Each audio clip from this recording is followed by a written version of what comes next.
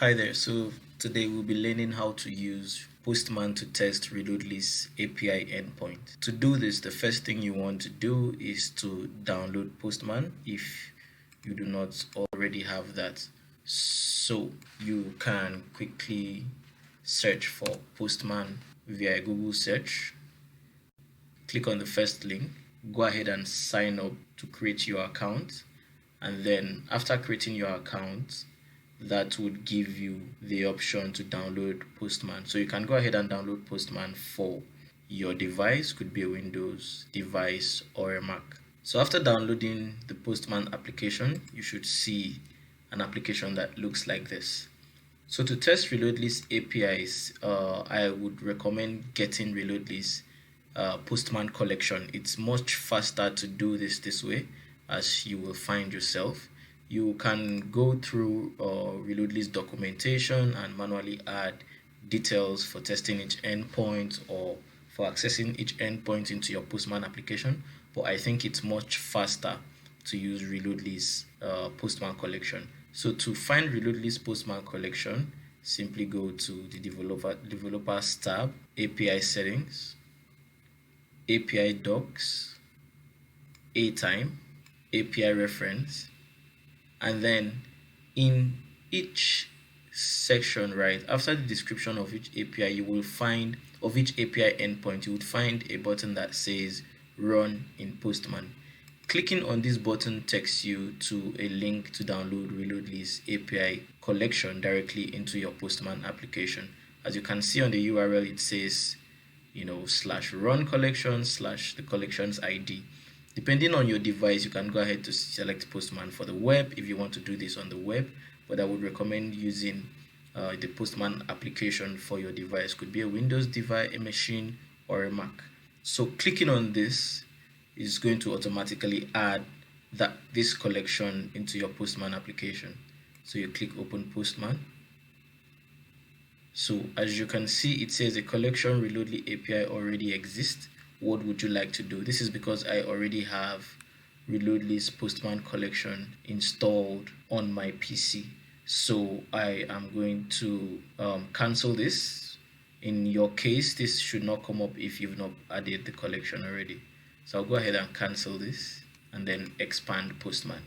So following those steps should add this collection. This is Reloadly's API collection into your Postman application, and then you can go ahead to start testing.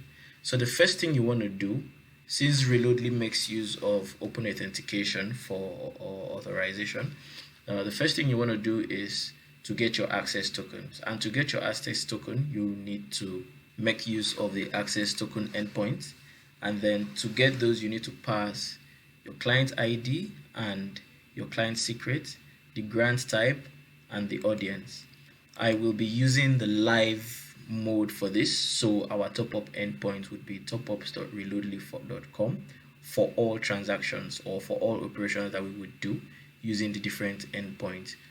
If you are going to be testing this in sandbox mode, then always ensure to have topups-sandbox.reloadly.com. That's just by the way.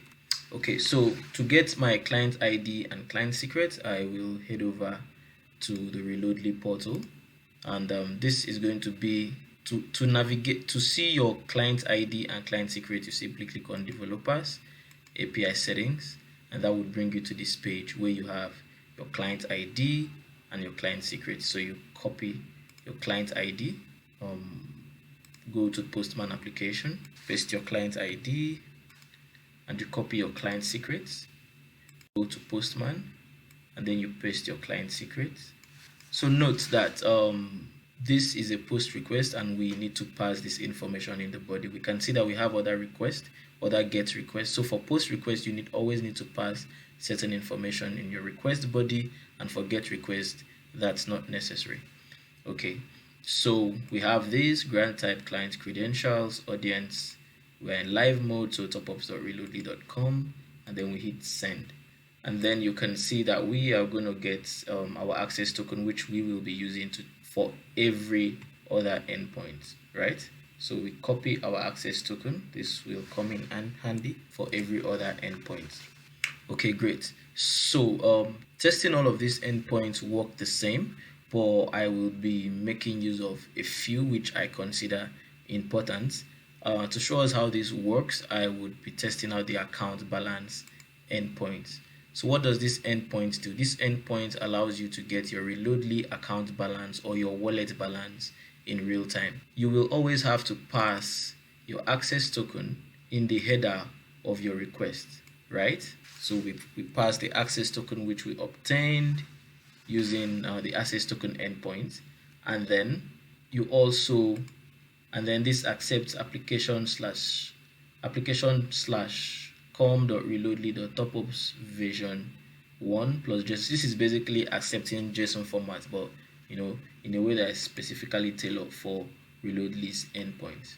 Okay, so we don't need to pass anything in the body as this is a get request. And then you can see our URL is topups.reloadly.com because this is live mode. Like if you are doing this in sandbox mode, this would be topups-sandbox.reloadly.com. So I'll go ahead and hit send, and this returns my balance, my currency code, currency name, and then the last time my wallet balance was updated. So you would do the same thing for every other endpoint. Reloadly's API documentation gives you information or description on what each of these endpoints can be used for, and using that information you would know exactly how to use this endpoint to successfully make top-ups in your application. Okay, so the description of these endpoints can be found in the API documentation section, a time, API reference, and then you can see the access token endpoint for instance, and then you can see description and all, and then you can see the account balance endpoint. Okay, so what is required, parameters you need to pass, you need your authorization, pass this in the header, what you get in your response and all that. So that just gives you general information of what each endpoint does. Okay, so the overview sections gives you say more information, right? Just this is not where you see how to use the endpoint, just describing exactly what each endpoint does, right? So you can see account balance endpoints, you retrieve account balance of your account in real time. The country's endpoints helps you retrieve data of all countries where Reloadly's APIs can be used. The FX rate endpoint allows developers to fetch and operators foreign exchange rate for international top-ups.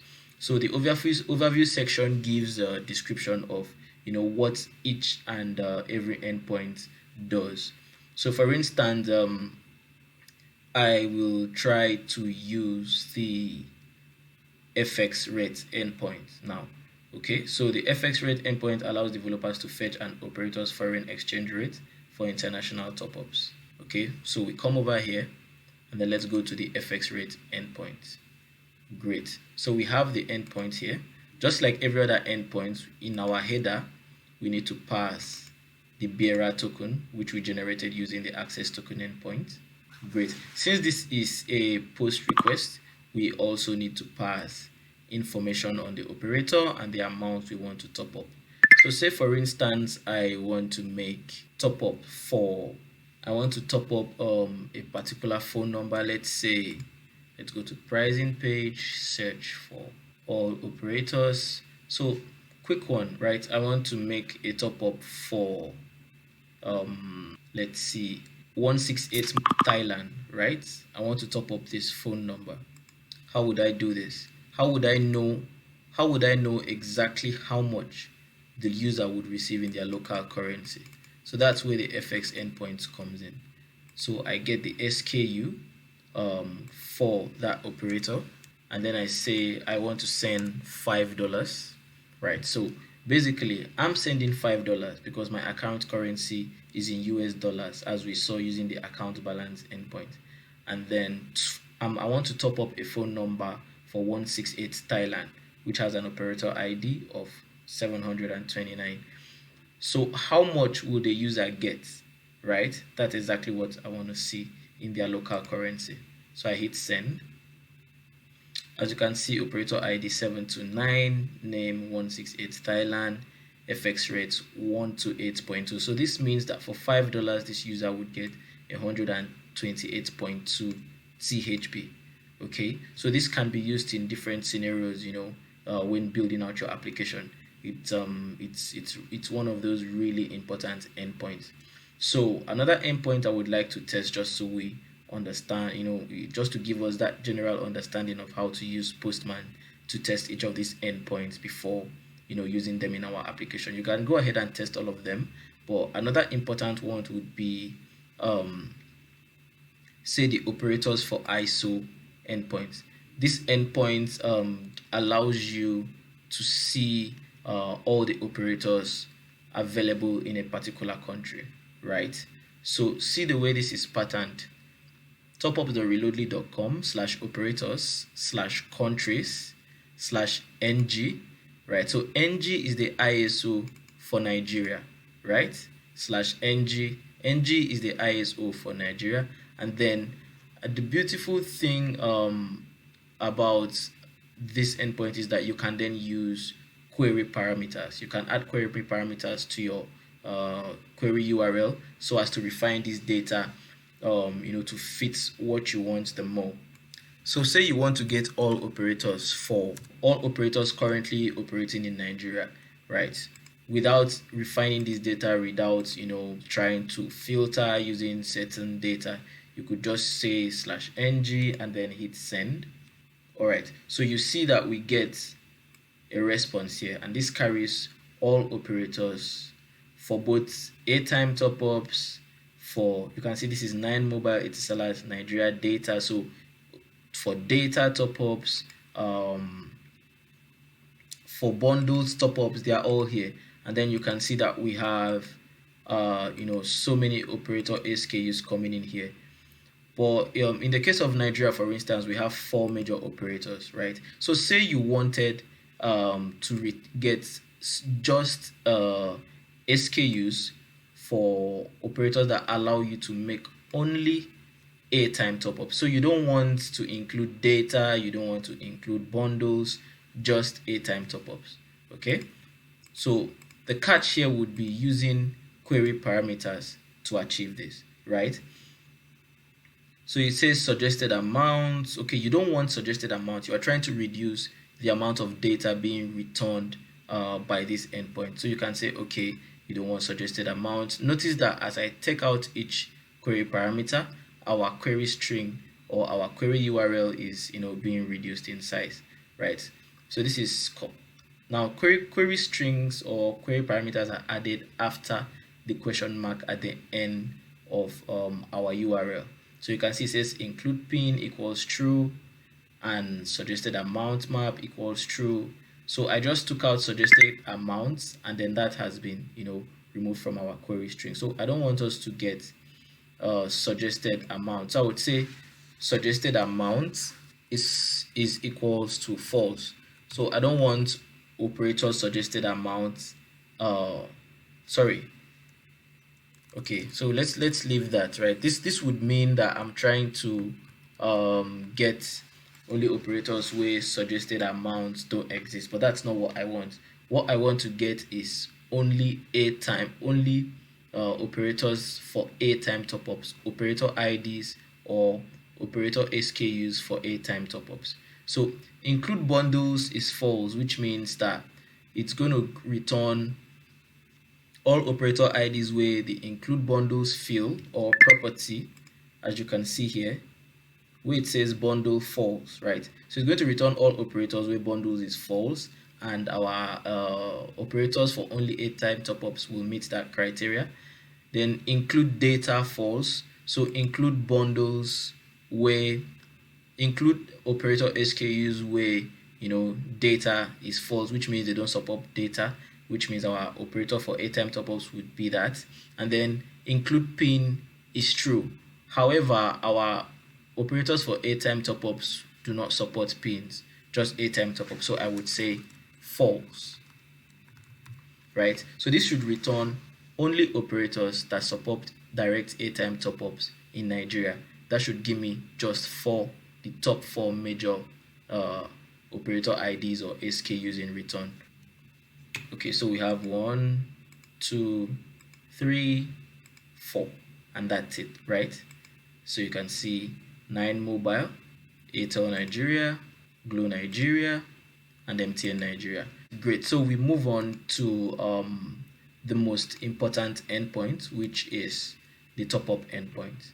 The top-up endpoint is the endpoint that allows you to send airtime recharge to phone numbers internationally. So just like every other endpoint that we have worked with, you need to pass the access token which we generated in the first step as a bearer token in your request header.